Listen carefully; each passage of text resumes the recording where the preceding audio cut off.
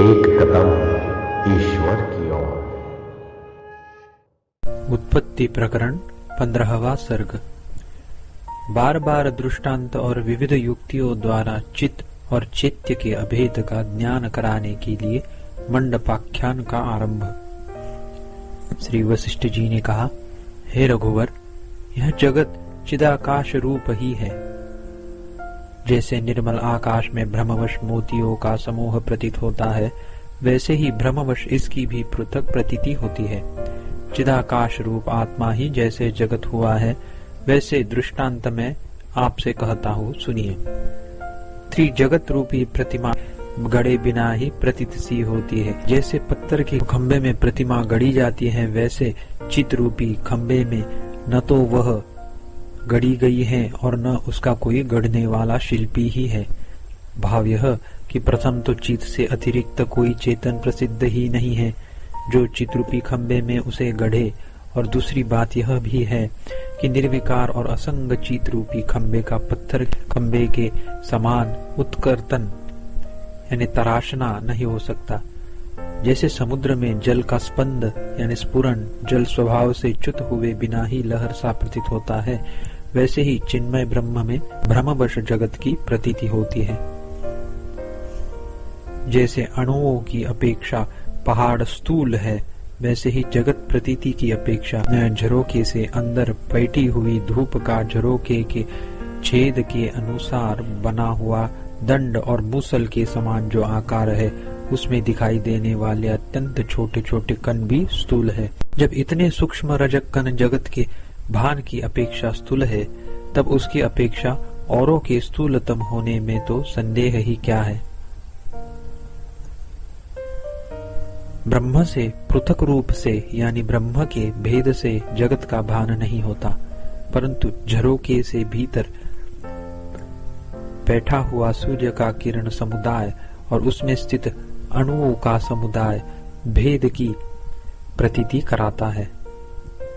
जैसे स्वप्न और संकल्प यानी मनोरथ में अनुभूत घट पट आदि पदार्थ जागृत के पदार्थ जैसे पार्थिव नहीं होते, वैसे ही चिदाकाश रूपी परब्रह्म में प्रतीत होते हुए भी ये जगत पृथ्वी आदि रूप है ही नहीं। जैसे मरुभूमि में नदी के समान प्रतीत हो रही सूर्य की किरणों में यानी मृग तृष्णा में कदापि जल का संभव नहीं है, वैसे ही विज्ञान आकाश रूपी यानी चिदाकाश रूपी इस जगत में मूर्तता का यानी साकारता का स्वीकार कदापि नहीं हो सकता। जैसे मरुभूमि में भ्रांति रूपिणी नदी प्रतीत होती है, वैसे ही पूर्वोक्त रीति आकार रहित अतएव मनोरथ से कल्पित नगर के तुल्य इस जगत में भ्रांति रूपिणी दृश्यता प्रतीत होती है। जगत की जो दृश्यता है, साक्षी रूप चैतन्य में एक ओर उसे और दूसरी ओर स्वप्न को रखकर सार और असार का विवेक करने वाले बुद्धि रूप कांटे यानी तुला से तोला जाए, तो जैसे जागृत में स्वप्न कल्पना शून्य हो जाता है, वैसे ही कल्पना शून्य होकर वही शून्य रूप से या ब्रह्म रूप से प्रतीत होती है। जगत शब्द के अर्थ के भाजन अज्ञ लोगों के विज्ञान के सिवा जगत ब्रह्म और आत्म शब्दों के अर्थ में कोई भी भेद नहीं है। भाव यह कि जगत शब्द का ब्रह्म शब्द के अर्थ से अतिरिक्त अर्थ अज्ञानियों को प्रतीत होता है। वह वास्तव में जगत ब्रह्म और स्व यानी आत्म शब्दों के अर्थ में भेद है ही नहीं। जैसे रूप शून्य आकाश के प्रति सूर्य का प्रकाशकत्व दर्शन है, वैसे ही अचेतन यानी चैत्य संसर्ग रहित चिन्मात्र रूप इस जगत के प्रति इसके साक्षी का भान होता है। जैसे जागृत काल के सुंदर नगर के प्रति स्वप्न का नगर स्वच्छ है, वैसे ही संकल्प से उत्पन्न और स्वाप्निक जगत के प्रति यह जागृत प्रपंच भी स्वच्छ है। भाव यह कि इसकी अस्वच्छता तभी तक है जब तक यह प्रतीत होता है। इसका तिरोभाव होने पर परम स्वच्छता ही शेष रह जाती है। अतएव अत्यंत मलिन दृश्य की अति स्वच्छतम चिन्मात्रता कैसे, इस शंका के लिए अवसर ही नहीं है। इस कथन से यह निष्कर्ष निकला कि अचित्य चिद्रूप यह जगत केवल व्योम यानी आकाश ही है। चिन्मय व्योम और जगत शब्द पर्यायवाची है। इनका चित्त से अतिरिक्त कोई अर्थ नहीं है, इसीलिए यहाँ जगत आदि कुछ भी दृश्य उत्पन्न नहीं हुआ है। नाम और रूप से रहित चिद्रूप ब्रह्म जो का त्यो यानी स्वरूप में किसी प्रकार के विकार से रहित स्थित है। उक्त रीति से माया रूप आकाश में स्थित यह जगत आवरण शून्य चिदाकाश ही है। यह चित्त से अणुमात्र भाग का और अणुमात्र परिमाण का पूरक नहीं है। भाव यह कि परिच्छिन्न जगत का चित्त से अभेद मानो तो चित्त की भी परिच्छिन्न जगन मात्रता हो जाएगी, ऐसी शंका नहीं करनी चाहिए, क्योंकि अत्यंत सूक्ष्म अंतःकरण की वृत्ति और चित्त की वासना से परिच्छिन्न सूक्ष्मतम चिद भाग में भी संपूर्ण जगत के परिच्छेद का भान होता है। इस कारण उक्त अनुतम चेतन में समा सकने योग्य जगत जब उक्त अनुतम चित्त का पूरक नहीं होता, तब अखंड ब्रह्म चैतन्य का वह पूरक हो और उससे ब्रह्म में परिच्छिन्न जगन मात्रता है, यह तो अत्यंत असंभव है। आकार के स्वीकार से रहित यानी अमूर्त यह जगत स्वच्छ आकाश रूप ही है। यह आकाश में मनोरथ से कल्पित यानी काल्पनिक विचित्र नगर की नाई आकाश में स्थित है। हे राम जी, इस विषय में आप कानों का विभूषण रूप मंडपाख्यान को सुनिए, जिससे मेरे द्वारा उपदिष्ट यह विषय आपके चित्त में बिना किसी संदेह के बैठ जाएगा। श्री रामचंद्र जी ने कहा, ब्रह्मन सच्चिदानंदमय ब्रह्म के बोध की सिद्धि के लिए संपूर्ण मंडपाख्यान संक्षेप से शीघ्र मुझसे कहिए, जो कि बोध की वृद्धि करता है। श्री वशिष्ठ जी ने कहा, वत्स श्री राम जी, प्राचीन काल में इस भूतल में पद्म नामक राजा हुआ। वह राजा था, इसलिए लक्ष्मी की उसके पास कोई कमी न थी। उसके पुत्र भी बहुत थे और वह विवेकी भी था। जैसे खिला हुआ कमल तालाब को सुगंधित करता है और उसकी शोभा बढ़ाता है, वैसे ही वह भी अपने कुल की कीर्ति रूपी सुगंधि और सुंदरता का हेतु होने से कुल रूपी सरोवर का प्रफुल्ल कमल था। जैसे समुद्र अपनी वेला रूपी मर्यादा का पालन करते हैं, कभी उसका उल्लंघन नहीं करता, वैसे ही वह अपनी वर्णाश्रम मर्यादा का पालन करता था। जैसे सूर्य अंधकार का विनाशक है, वैसे ही वह अपने शत्रुओं का विनाशक था। जैसे चंद्रमा कुमुदिनी को प्रफुल्लित करता है, वैसे ही वह अपनी सहधर्मिणी रूपी कुमुदिनी को प्रफुल्लित रखता था।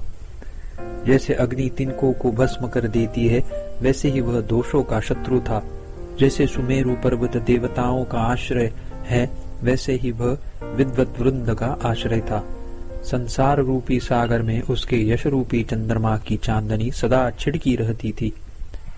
जैसे मानस सरोवर हंसों का आवास स्थान है, वैसे ही वह व्यास दाक्षिण्य आदि सद्गुणों का आवास था। जैसे निर्मल सूर्य कमलों को विकसित कर देता है, वैसे ही वह कमल को यानी राजलक्ष्मी को विकसित करता था, यानी उत्कर्ष को पहुंचाता था। जैसे वायु लताओं को कपा देता है, वैसे ही वह संग्राम भूमि में लता तुल्य अपने शत्रुओं का हृदय दहला देता था। अतएव वह रणगर्वित शत्रु के मनरूपी हाथी के मर्दन में सिंह सदृश था। वह संपूर्ण विद्याओं का प्यारा था और संपूर्ण चमत्कारमय गुण आगार था। जैसे समुद्र मंथन के समय घूम रहे मंदराचल ने समुद्र को विक्षुब्ध कर दिया था, वैसे ही उसने दैत्यों की सेना को अनेक बार विक्षुब्ध कर दिया था। जैसे वसंत ऋतु विविध प्रकार के फूलों की जननी है, वैसे ही वह विविध विलासों का जनक था और सुंदरता में दूसरा कामदेव था। जैसे वायु लता के मंद मंद नर्तन का हेतु है, वैसे ही वह विविध लीलाओं के विलास का हेतु था। जैसे भगवान श्री हरि ने अन्य लोगों से असाध्य पृथ्वी का उद्धार आदि कठिन कार्य किए थे, वैसे ही अन्य लोगों से असाध्य कठिन से कठिन कार्य करने में वह कटिबद्ध रहता था। जैसे चंद्रमा कुमुदिनी को विकसित करता है, वैसे ही वह सज्जनता को विकसित करता था। और जैसे अग्नि तुल्य लताओं को जला डालती है, वैसे ही वह दुष्टता रूपी विष लताओं का दाहक था। राजा पद्म की स्त्री का नाम लीला था। वह वनितोचित संपूर्ण विलासों में दक्ष और बड़ी सुंदरी थी। वनिताओं के संपूर्ण सौभाग्यों से प्राप्त थे, अतएव वह पृथ्वी में अवतीर्ण दूसरी लक्ष्मी थी। लीलापति सेवा के जितने प्रकार हो सकते हैं उन सब में निपुण थी और बड़ी मधुर भाषिणी थी।